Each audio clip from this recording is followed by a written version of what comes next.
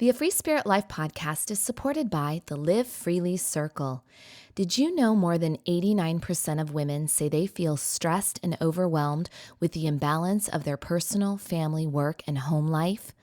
The Live Freely Circle was created for women who long to feel more connected to their true calling and who want to break free of being in a constant state of stress. Becoming a member of the Live Freely Circle gives you unlimited access to an amazing online community, inspiring coaching videos, guided audio meditations, monthly soul care e-courses, and life-changing tools, all at the click of a simple app. But more importantly, the Circle teaches you how to create a life that is empowered, intentional, connected, peaceful, and joy-filled, while giving you the time for the things and people most important to you. Stop rushing through life so you can start living and loving it, so you can live freely. Start your 7-day free trial today by visiting livefreelycircle.com.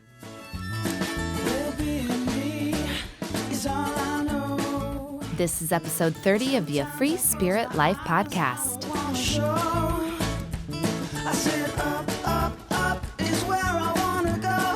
Hey, it's Shannon. Thanks so much for being here today. I am a holistic life and spiritual coach, and I am bringing you a wonderful conversation today with Sarah Jenks. Sarah is a women's spiritual and transformational coach. She's an emotional eating expert, and she is holding sacred space for women to come together and to find their wholeness.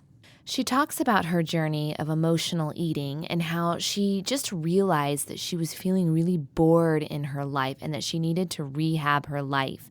And when she did that, she started to see that she didn't need ice cream or other foods to give her this hint of pleasure or comfort or reduce stress. And that's when her whole life shifted. She shares her story about buying a retreat center and how she's now bringing women together in retreats, in full moon ceremonies. We talk about the reasons why we're all so stressed out and stuck in this idea of doing things that we think we should be doing instead of what we really want to be doing. We talk about tarot cards and the divine feminine, the cycles of the moon, and why all of us should go on retreat, and that power that happens when circles of women come together. It's a fabulous conversation. Let's just get right into it. Enjoy the show. Hi, Sarah. I am so happy we have this time together. Thanks for being here. Oh, Shannon, thanks for having me. I'm just so excited for our conversation. I know. Well, I have my tea right now, and I just like to imagine that the two of us are together. Tell me what part of the world you're in. I'm in Kansas City. Tell us where you are and just a little bit more about the family life that you're living right now and the work that you're so passionate about.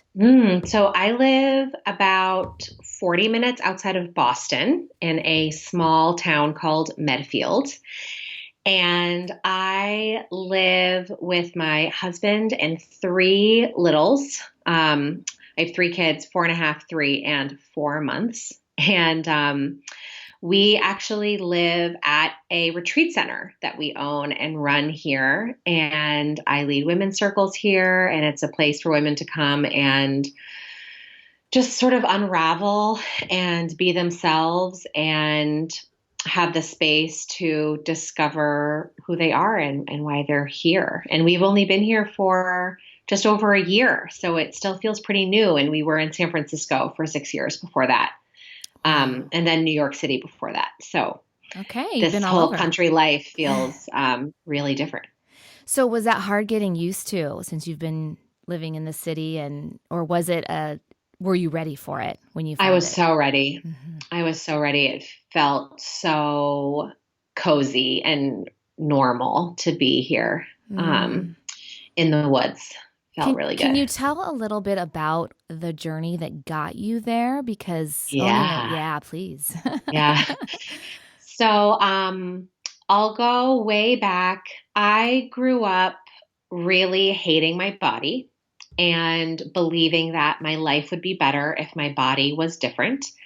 And so what pattern happened was I felt like my perfect life was always 20 pounds away, but I could never lose 20 pounds. I just didn't have any what people call willpower, but I later discovered it was for a different reason. And so in my 20s, I discovered that I was an emotional eater. And I was an emotional eater because I was waiting on the wait. I wasn't doing all the things that my soul was calling for me to do because I thought I had to look like a woman in a magazine in order to have permission to go dance and sing and do all the things that made me happy or make friends or actually do what I want to do for work and all this stuff. So there just was a time when I hit sort of rock bottom in the food department, and I decided that I couldn't diet anymore. And it opened up this whole space for me to look at my life and think, oh, I'm so bored. I'm so bored. My relationship isn't good. I don't feel like I can be myself with my friends. I'm not doing anything for fun. And so I sort of rehabbed my life, and lo and behold, I didn't need to eat a pint of ice cream every night, to get that hit of pleasure or to get that hit of comfort or the stress relief. I was just medicating with food. And when my life didn't need medication anymore, my eating really shifted naturally. And so when I discovered that for myself, I went out to teach that to other women. And from about 2009 until maybe 2016, I was really helping women mostly with emotional eating. And I have a really great program called Live More, Weigh Less. And I've had thousands of women go through that program, and it's been so amazing. And as you know, our life comes in seasons, and I started getting restless, and I started feeling like there was something else for me to do. And through that period, I had been really drawn to spirituality, and I started a priestess training in the 13 Moon Mystery School and learning all about the divine feminine and the cycle of life and the cycles of the moon and the seasons and how women are so uniquely connected to that. And I started getting these visions of getting women together in person, and specifically in New England, where there's still just more of a stigma about magic and the divine feminine and than there was in San Francisco. And, the witch trials were right here, like there's for sure a collective consciousness, a collective history. And I felt called to come back to where I was born and to bring this work that I had been finding so helpful in my own life. And, I wrote this sort of 5-year plan of opening a retreat center and building a yurt and having lots of space and, a stream and some woods for women to gather in and big fields for us to circle in. And then 2 weeks later, it shows up on Trulia. And I'm just shocked by how quickly it was brought to me. And it then became... it's amazing how many times I tried to convince myself that this was like just a weird coincidence and it was too much money or it was too much for me to handle. And, of course, I had people in my life that were reflecting that to me because they were worried about me. They're like, Sarah, we're going to take on this huge project. Like, don't do that. And then, of course, I had people that saw that this was some big magic. And we ended up buying the property a little over a year ago and moving here. And I just said, okay, well, we're going to see what happens. And I did my first full moon circle as a way to help women connect with, our ancient practices of circling as women. And we filled the room, 75 people. Wow. No problem. Wow. Everyone was like, you're going to have such a hard time. People are not woo-woo there. They're going to think you're weird. Yeah. Don't use the word witch. And, of course, I just decided to be who I am because I just spent so long pretending to be someone I wasn't. It was exhausting. And there are tons of women who want this stuff. Oh You my know, I gosh. mean, it was just like such a lie that people were saying that women don't want that here. I mean, that's just like total BS. We all want to feel connected to Mhm. spirit, whatever we call it. And we may not feel comfortable always, but I find that when we find our own way, it just feels so good. So we've been doing Yes. lots of great programming here, and I also have an online membership program called Whole Woman, where we meet. I mean, we're just in there all the time daily, and I do moonly lessons. So every new moon, I teach a new topic, and we're in there to practice being who we are and discovering who we are. So if you guys are listening and you're down for moon circles, but you don't live in Medfield, I have that other space where women are gathering. Obviously, there was fear that comes up when you have this dream and this inner Oh my nudging, and you're gosh. like, yeah, but then you have the fear reflected back to you. How did you kind of move through that and go? I mean, you kind of mentioned that you were tired of not being yourself. Mhm. Um, but still, that's a huge commitment to then buy a property and go for it. And so, do you have like a daily practice that kind of helps you stay centered? So when that doubt starts speaking a little louder, you can kind of tame it. Yes, absolutely. So it sort of felt like spiritual boot camp when this was all happening and we had to make this decision. And my spiritual practice has never been so strong as it was during that time because I had to sit at my altar for, a half an hour a day, maybe an hour, which for me with two little kids was an eternity. And really keep coming back to what is my truth? What am I meant to do? What am I being asked? Because I find that in the world of, I call it magic. People call it spirituality. People call it, universal intelligence, or whatever it is. I call it magic. I find that when I'm in a magical space, so I'm sitting on my altar, or I'm working with tarot cards, or I'm working with astrology, or I'm using any of these tools that really resonate with me, I feel truth, and I feel this feeling of expansion, and like I can be and do whatever I want. And so for me, that to me is real. And then when I'm in my normal life, the reasoning takes over. And I find myself being like, oh, I just shouldn't dream that big. Or I should just be quiet. Or I should just fit in or blend in. I'm making everyone uncomfortable. Like, who am I to want this kind of space? And that's just patriarchal brainwashing that we've all been brought up with. And so I find that when I continue to come back to my magic practices, I experience so much freedom, and I experience so much courage and truth and remembering about who I really am. And it's been so helpful for me. And I'm releasing this really great course called Magic Week, and we're doing it from the full moon on the 24th until Halloween on the 31st to bring all of these different practices that I use during this time, and teaching women how to use them, because for me, it was just so practical to have these things to lean on. I'm sure you can relate to that, Shannon, in your own life. But sometimes we think of it as like extra things, that if we have Hmm. time for, we'll pull tarot cards. But for me, it's like taking a shower. I need to do it. Yes. It's so important because I feel crazy if I don't. Right. Well, I think that's a really good reminder because I know what you're saying when I've been in that practical, really masculine energy and letting that kind of drive my life.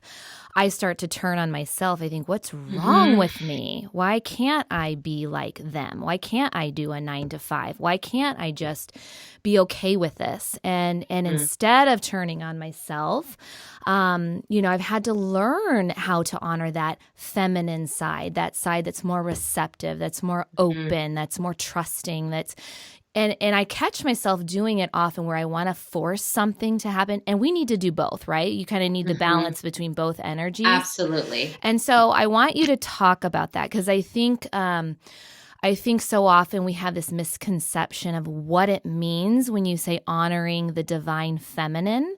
Mm-hmm. And we are so masculine energy driven. And we think that that's a male and female thing. And so I want you to just share to those listening who are curious but still not quite understanding how do we honor our divine feminine? How is it different than what we're currently used to in our society? Mm-hmm. Absolutely.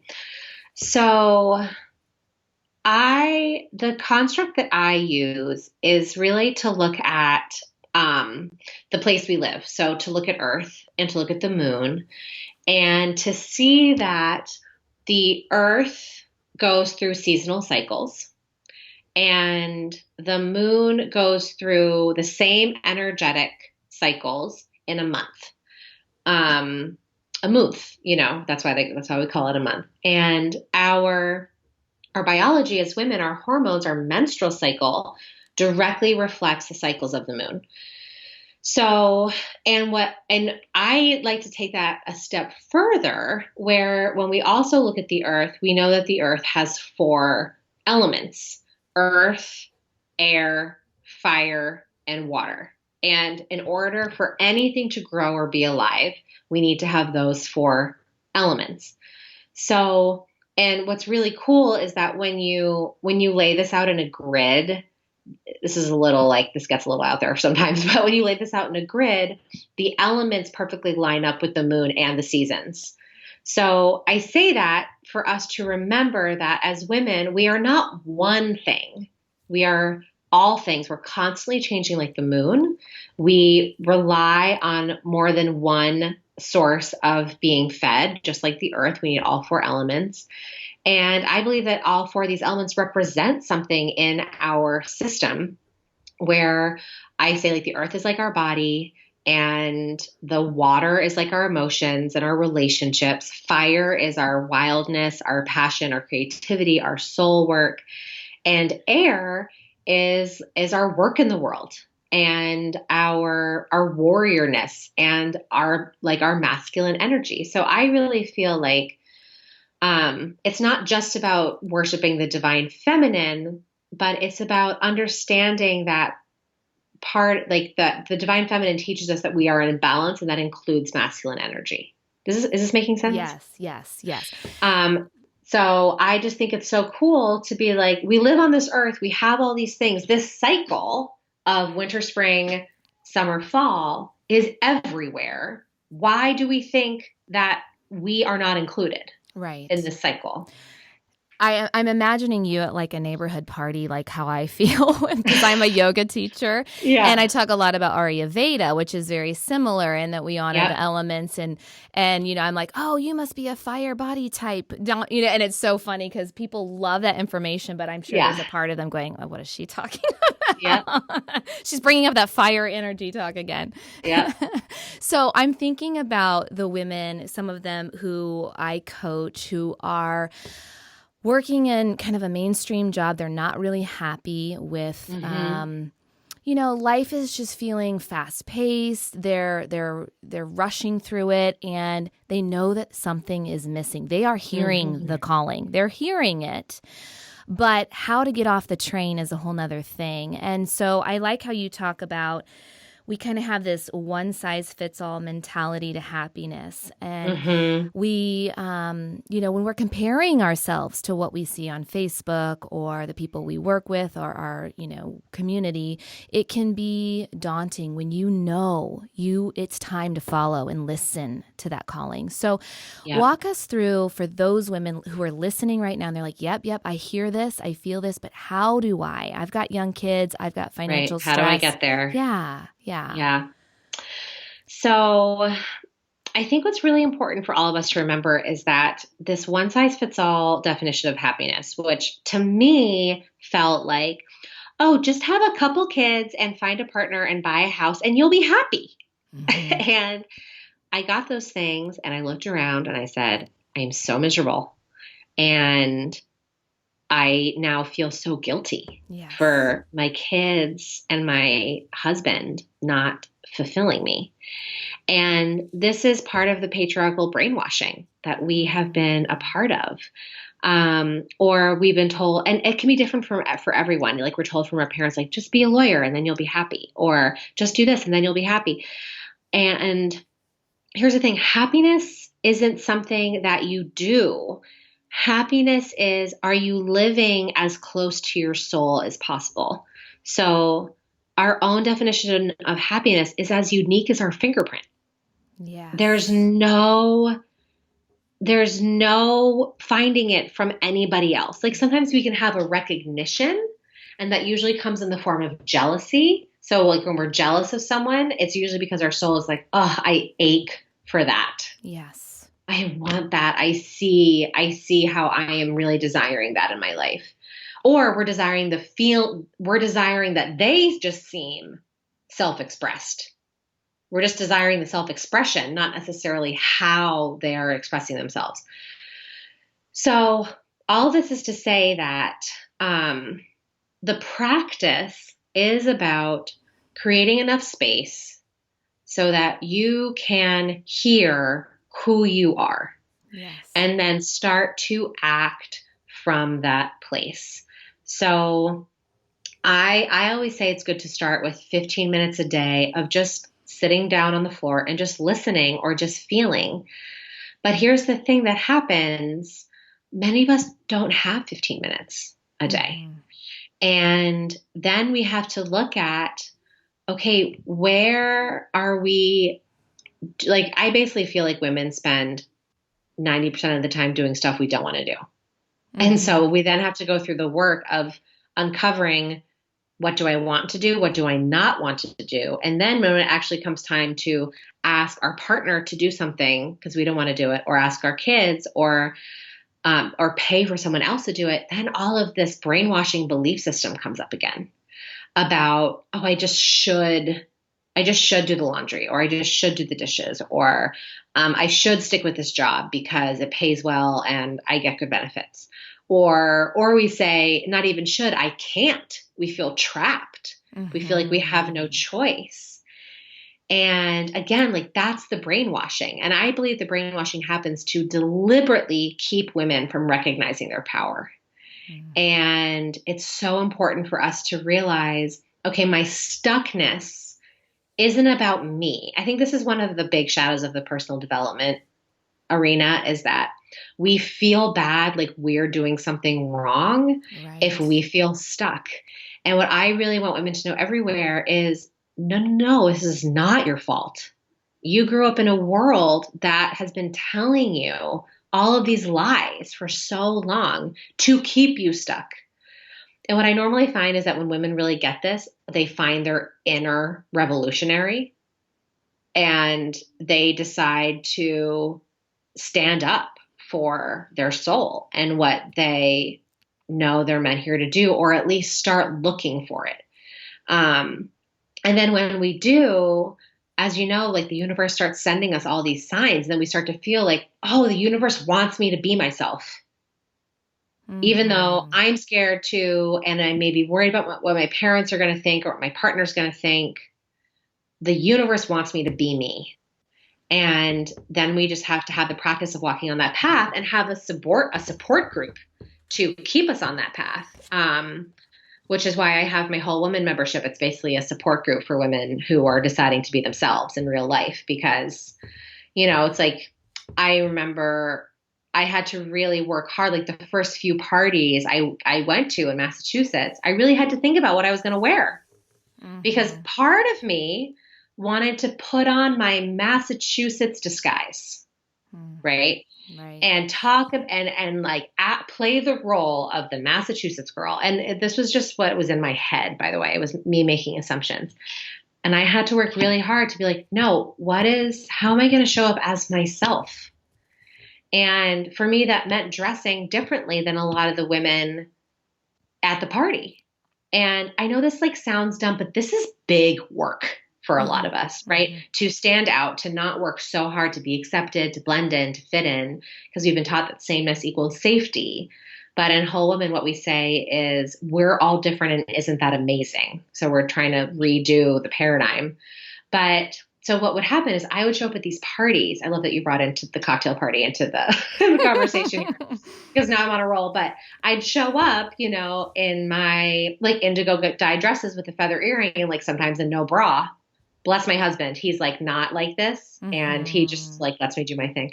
And what was so cool is then the women who felt like how I was dressing on the inside found me.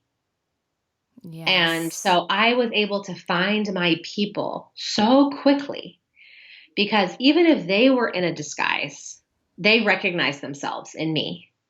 And because I wasn't performing or had a costume on. And so I was able to find my friends like really quickly. And I also, opened a spiritual retreat center. So I can't like go out there and pretend that, it's out now. Yeah. It's out now. But I was not out for very long, and it was so painful. But I didn't even know it. And I guess the point I really wanted to drive home in saying that about the cocktail party is that if you show up as yourself, you will give permission to other women to show up as themselves too, in the most like surprising places, like work. I think that's really a great reminder. I know there's women who tell me they don't even know who they are anymore. Yeah. And so when you say, find yourself. And so I like what you're saying. This is a big thing for me too, is that, we have to create space, and you can do it in the midst of your day. You can do it. It doesn't have to be 15 minutes. Because for someone who's still in that, I think I should do this and this, 15 minutes of stillness is going to be excruciating. Yeah. Right? Yeah. And so, but really, if you're already getting that calling, if you're listening to this podcast right now, you're already there. You're already open to this conversation. And so I like your reminder that you just have to little by little, and that it is a practice. You don't wake up one day and feel like, oh, now I have all this courage to be myself, and I'm going to go wear feathers in my hair. Like it is a practice. And it's a practice. Yeah. And you remind me that, I've had my own self-doubt, paralyzing fears for many years. And I remember that feeling of going to parties like, what should I wear? And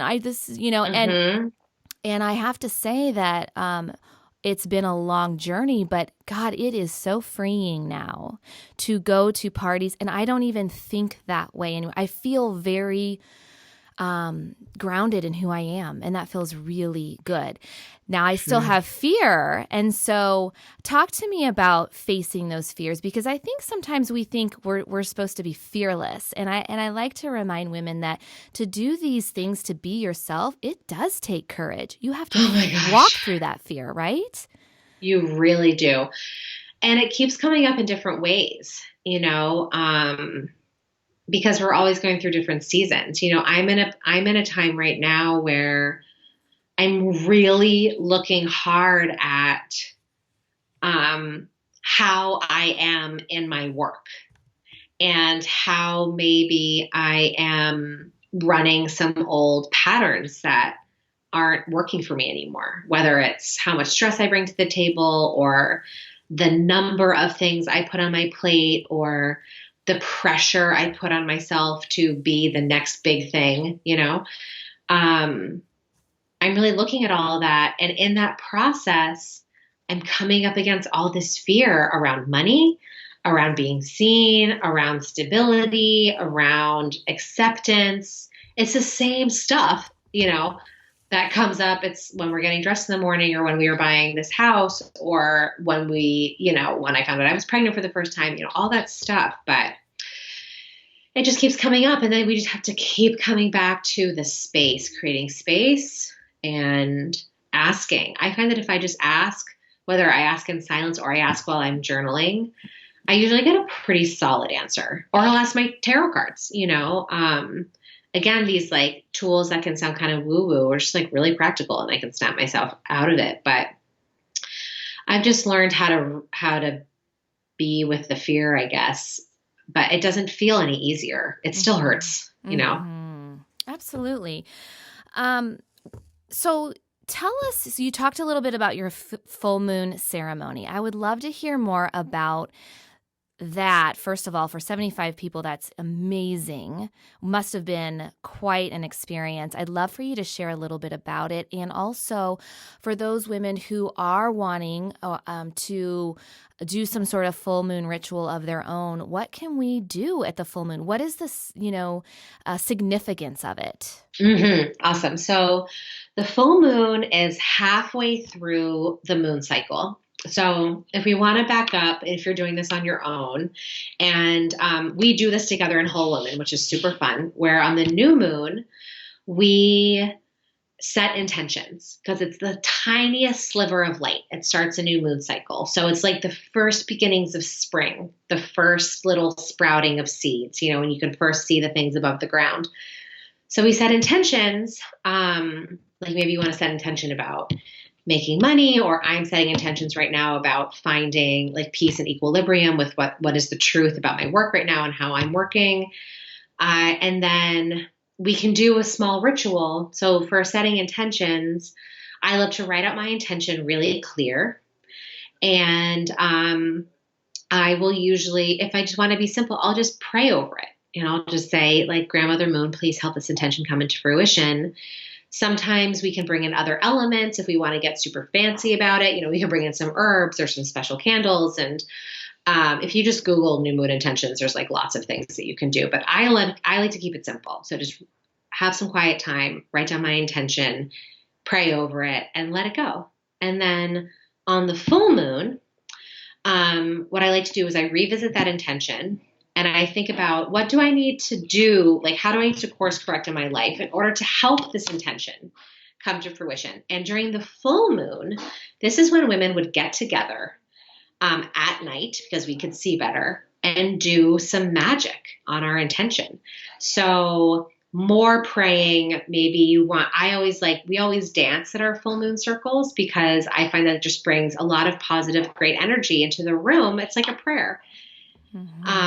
We can bless it with salt water. We can bring in the elements, we can light incense. And then what we need to do is get really clear about what patterns we're running in our life that are preventing this intention from coming to fruition. And we need to release those patterns, or release a relationship, or release weight, or release, fear. And what I like to do then, and we do this in the full moon circle, is we write down what we want to release and we burn it. And I find that being in a circle of women, whether it's like one friend you have, or you can do this with your kids. I do this with my kids a lot, or your partner, or in a larger organization of women. It's so powerful. So we burn it, we let it go, and then we celebrate as if it's already done. And then it's a lot of just trusting that the moon's going to help us with whatever we are asking. The moon and the earth and the stars and the spirits and, all that stuff. Is that clear enough? Absolutely. I mean, it really, it sounds like there's no right way to do it, but I love the intent. No, there's no right way. And I think I used to get caught up in like, okay, I have to do a spell, and I have to find all of these herbs, and then I have to have like water from a certain river. And I just never did anything, you know? And so oftentimes when I'm releasing something, if I'm not holding a full moon circle, I'll just light it on fire over the toilet and then flush it. I actually find that like that is the best spell work I've ever done, is just like flushing stuff down the toilet. Or the garbage disposal is like really satisfying, because it like really cuts it up. I can see all the moms loving this conversation, because if you have a lock on your bathroom door, it's like where we all hide when our kids want us. So this is a perfect, just do your rituals in just there. Just do it. And also, I'm so glad you mentioned that, because a new moon is a really great time to take a bath, like do a ritual bath. And so you can put your intentions into the tub somehow. Like if you have bath salts, you can just like energetically pray your intentions into bath salts in your hands, and then sprinkle it in the tub, and then bathe in it. That's so good. And when you drain the water out, it's like you're like letting the intentions go, into the earth. And I just think like keep it simple, so you actually do it. Yes, absolutely.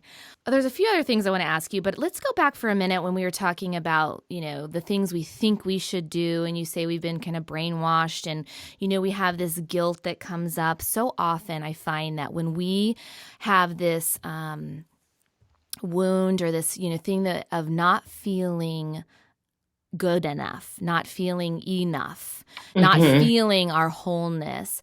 We tend to fill it in other ways, as you mentioned. I love what you said. The perfect life is 20 pounds away. Well, Yeah. that for, someone who doesn't eat, it can be anything, right? It's the perfect life is this certain amount in the bank away, or this, what we can fill in the blank. I think all of us can relate to. Oh, yeah. I'll be happy when. Yeah. And so if we're not, working on that wholeness, we tend to overcompensate and we overdo it and overgive to kind of fill that not feeling enough. And I find that so many women I meet are afraid of setting boundaries. They're afraid to put their needs above others. And so they end up people pleasing and putting everyone else. And then, okay, we talked about the cycle of guilt. So, so what... If you're feeling, and you're talking that that's the brainwashing, like, would you say, what are some of your practical suggestions for those who need to set some boundaries and are ready for that? Yeah. So I always come back to this idea that what's best for me is best for everyone. Yes. And that there's a system there's a system on earth where, I will say, like, there's a system in families. I'll keep it smaller, where, when the mom shifts, everyone else has an opportunity to then shift closer to who they are too. So let me give you an example. When I was pregnant with my son, Marshall, I really wanted to have a home birth. I am married to a physician where home birth was not part of the conversation. And so I could have really easily done the thing of, well, he's never going to say yes, so I'm just not going to bring it up. And this could be a big deal about, well, he's never going to say yes about, hiring a housekeeper, or he's never going to say yes about this, or whatever it is. But I knew I would always regret it if I didn't speak up and if I didn't take that leap of faith. And for me, it felt like the biggest, most exciting thing I could imagine, even just saying out loud, right? Because it felt so radical. And so we talked about it. And of course, at the beginning, he was like, this feels like a no to me. And I just kept standing in my power, and I kept explaining why I wanted this and why I felt like it was a good move for us. And he was on board eventually. And then we went on this beautiful journey together about experiencing all of these learnings about birth. And what happened with Jonathan was, he said, if something so medical can be so spiritual and so beautiful and so integrative, then I need to understand what this is for my work. He's a urologist. And so then Jonathan ended up doing an integrative medicine fellowship at the Osher Center in San Francisco, and bringing a lot of these home birthy practices into his work. Wow. And he never would have done that. I mean, he probably would have come to it eventually, but I certainly feel like, because we're part of a system, I played a role in triggering it in him. Yes. It was in him. It was not because of me, but I triggered it, and so, and I see this with my kids too. When I was always in this, I was in this dance for so long about being a stay-at-home mom. I felt like I was supposed to be a stay-at-home mom, that good moms are stay-at-home moms. But I just, in my soul, it was not right for me. But I just kept forcing it and trying to figure it out. And I was just constantly in this turmoil. And at the same time, my relationship with my son was terrible. And I finally did the work around who am I and what do I want and what am I moving towards. And then when I became okay in myself, oh my God, my son calmed down. Our relationship totally shifted. We ended up going to therapy together because I knew that that was something that I really wanted to do with him. He was only 3, but I needed it and we needed to rebond and it was beautiful. And he's a totally different kid now. But even though I felt like I was making a decision that was going to make his life worse by choosing to work, I actually made his life way better. So it's just, and then there's like millions of more subtle things because we're part of a system. So we have to understand who we are. Yes. Because it helps the whole. We have to. I love that. It's that whole concept that for a long time I didn't quite understand it when people would say just you have to get out of your own way. And it feels like that's what you're saying in a different way. It's so beautiful to remember we are part of something greater. We're all connected. Yeah. And our own mental blocks or our own fears, if we stay stuck in that, we're also not allowing other people around us to grow and find their light. Right. And I will say, though, in the beginning, it creates so much friction. Yes. There's so much challenge when we decide that we're going to be who we are because basically think about this, if we can't see the stars in the daylight. We have to have the night in order to see that the stars are there. That's right. So we have to have the darkness. We have to have the challenge in order to really claim this is mine. And when, it's like when you imagine any sort of battle, like let's, way back when we're battling over land, if someone would just said, yeah, sure, here's your land, we probably wouldn't feel that connected to it. It's like, oh, that was so easy. Okay, well, I guess maybe I'll just go get other land. But when we have to go to battle for what we want, man, oh man, when we get it, we are so devoted to what we were fighting for.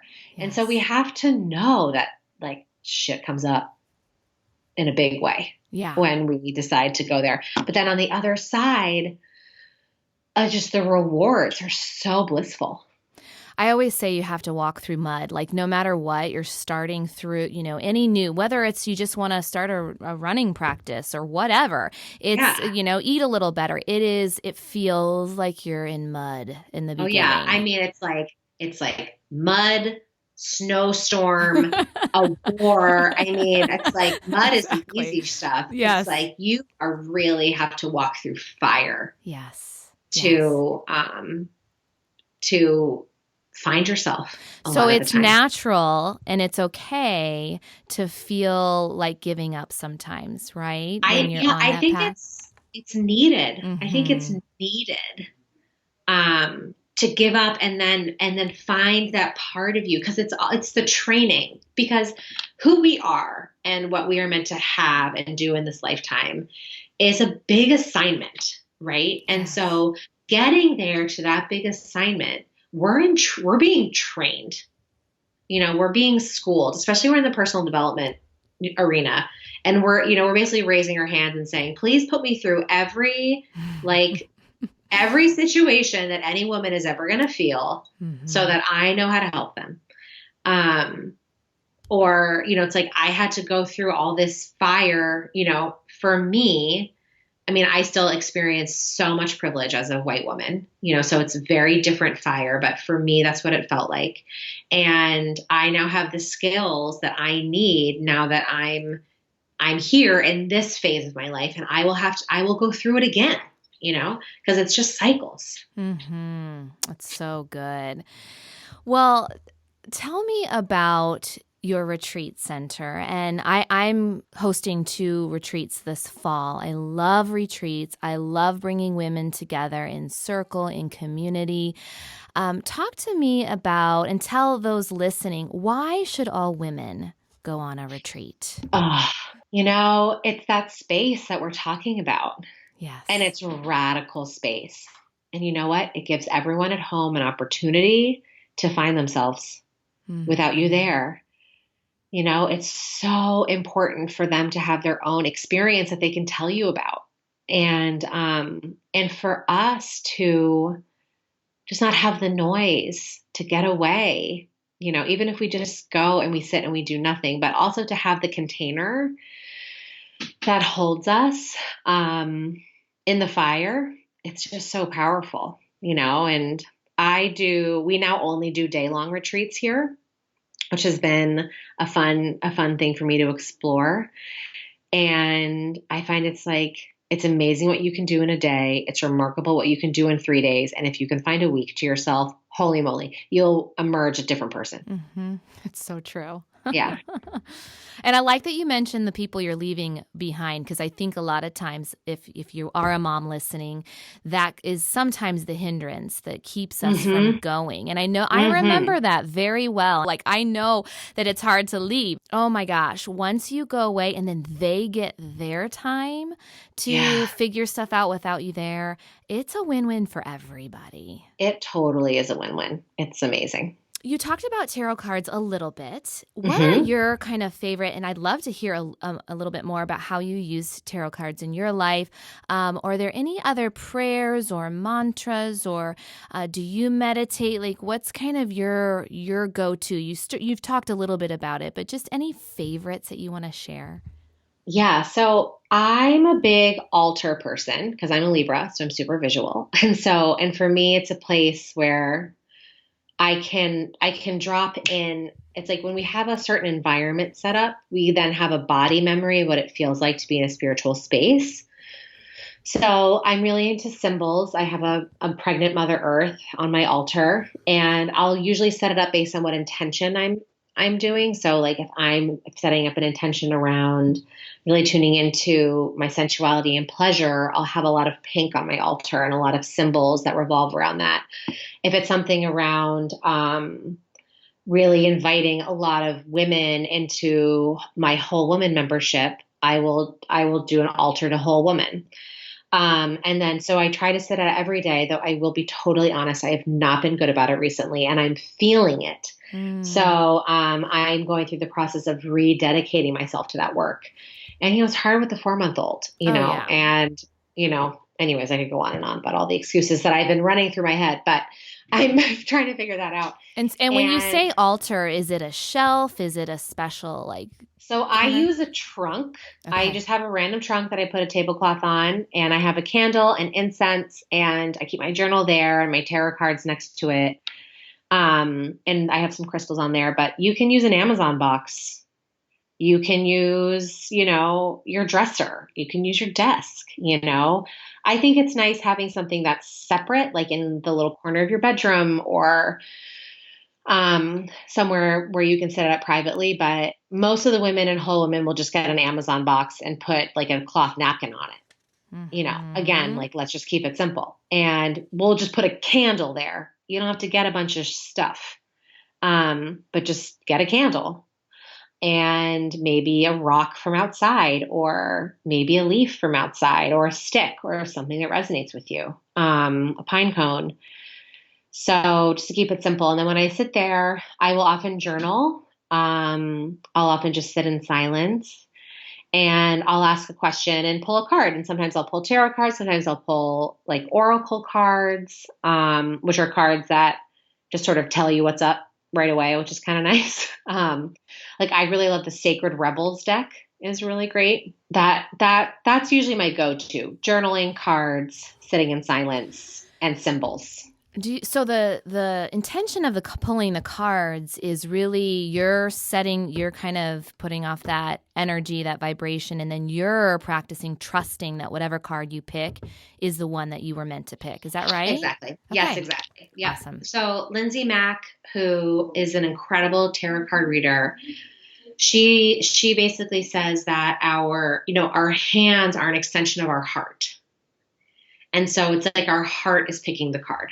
And so you just have to trust your hands to pick the card. Love it. Yeah. And what role does journaling play in your life? Oh, I do it as a way to get emotions out of my body. So if I'm pissed about something, or I'm angry, or I'm confused, or I'm sad, I'll just do stream of consciousness to get it out. So I'm not holding on to it, and I don't eat it away. So this is also an emotional eating thing that I use. But then I'll ask a question. So I'll ask like my wise self, or or the universe, or the goddess, or whatever your name is, it doesn't matter. What's going on with this thing? I'm having a hard time. What should I do? And then I usually find that I just start writing. It's totally weird. But when I sit down and do it, and I trust that what is coming back to me is real, it just flows, and I feel a lot better. Mm-hmm. Or I'll get something that says like, call you this friend about it.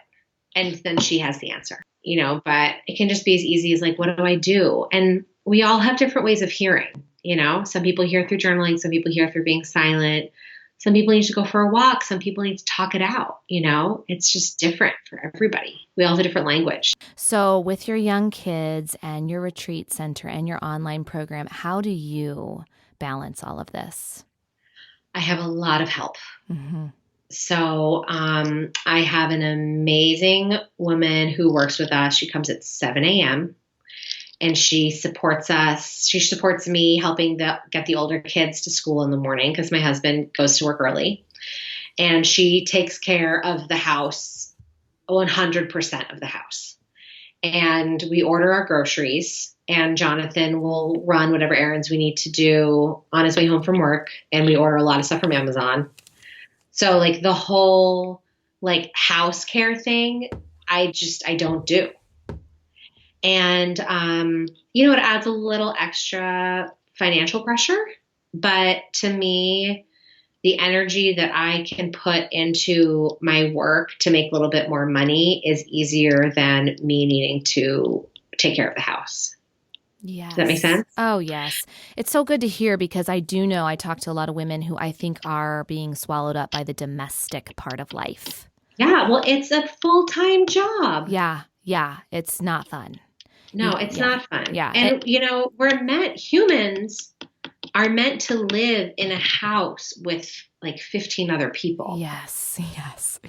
So that's how we're built. Mm-hmm. And, that's not the model anymore. And so we need to figure out, we either need to let a lot of things go.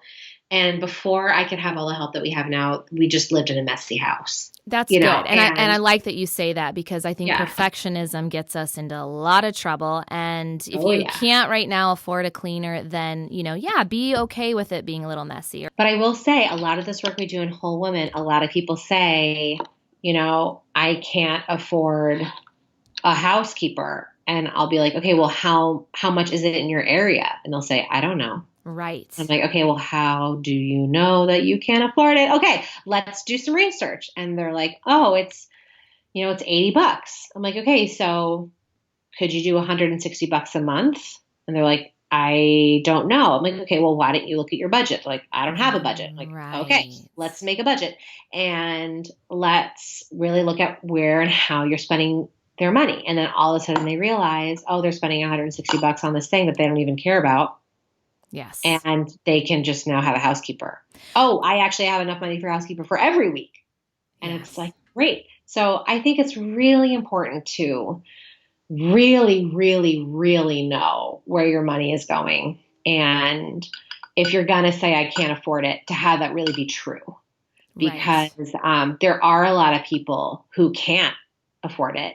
And I think out of respect, we need to be real about our financial situation and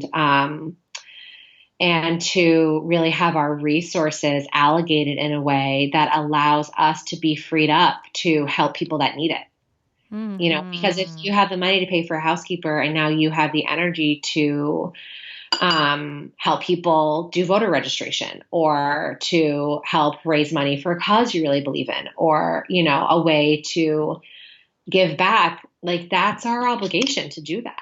Mm-hmm. That's really great. To me, I feel like that's when I think about balance, like we have to do the inner work, but we also have to balance it with the outer work, the practical side. I mean, you can heal your money story, but then if you don't have a budget and you're not doing the practical things that it takes to get clear about your budget, you need to do both, right? And so finding that middle ground, but really great what you said about look what, if you could do that, instead of just keeping yourself stuck and frozen, you could be freeing not only yourself up, but then be allowing your gifts to truly shine and touch everyone who you come in contact with. That's beautiful. Yeah, exactly. Because, I mean, man, if I had $1 for everyone who said like, oh, that just feels like too much for me to have a housekeeper or too much for someone to come help me with the dishes, I just say like, that's the brainwashing. Yeah. That's the brainwashing. You're not too much. Like, and if you are, like, great, be too much. We need more of you out in the world. And, it's just, again, this is not about the people who really can't afford it. That's not what I'm talking about. It's just the reallocation of resources for people who have them. I think it's really important. Yes. Well, Sarah, where can our listeners find out more about what you're offering and just about you? Great. Yes. Oh, I love that. So the best way I have this really cool thing happening right now called Magic Week, which is at magicweek.me. Okay. And I'm super excited about it. If you're interested in like the magical tools, like I'm going to be doing a full moon ceremony, and I'm meeting with a tarot card reader and an astrologer and an energy worker and a woman who works with ancestral work and death medicine and just like cool, like really cool stuff. So that's at magicweek.me. It's totally free. It's a great way to dabble in things and get a taste. And then the other place to find me is wholewoman.me. And that's my Moonly membership. And we're going to be opening doors later in the fall. So it's a great place to get on the wait list if you find that you want to have a community of women to help you be on this path. And then if you're in the area, if you live driving distance to Boston, come to Hawthorne Farm Retreat and come to an event or come to a full moon circle where I also do all the full moon circles are live streamed and you get them for free when you're in Whole Woman. So that's pretty fun. And it's just the best being here in person. I'm just like all about the in real life right now. Wow, that sounds amazing. If I ever make it out there, I'm coming to retreat. Oh, I would love that. I love the pictures I've seen, and I will share all of the links in our show notes so that everyone can find you. Sarah, thank you so much for this conversation. Thank you. Oh my gosh, thank you. It's such a pleasure to be here with you and your community. I hope you love this show. Thanks for listening. Let me know what stood out today. What is one of your favorite takeaways from this episode? You can email me, Shannon@afreespiritlife.com, or you can go to iTunes or Stitcher or wherever you listen to your podcast. Rate and review our show. Join us on Facebook. Let us know what inspired you most from today. And definitely go and check out Sarah's work. You can go to afreespiritlife.com, episode 30, for all the show notes, and you'll find the links there on how to connect with Sarah and join her for her Magic Week, which sounds amazing. I am totally checking that out. If you live in the Kansas City area or would like to travel here this fall, I have one spot left in my November in-person retreat. We'll be doing yoga, guided meditation, walking in 88 acres of woods, probably resting by the fire, doing art journaling, eating amazing food, meet new friends, rest, sleep, whatever you want. It's going to be amazing. 3 nights in the woods. I'd love to have you. You can go to my website for details. Thanks again for being here, and I will see you next week.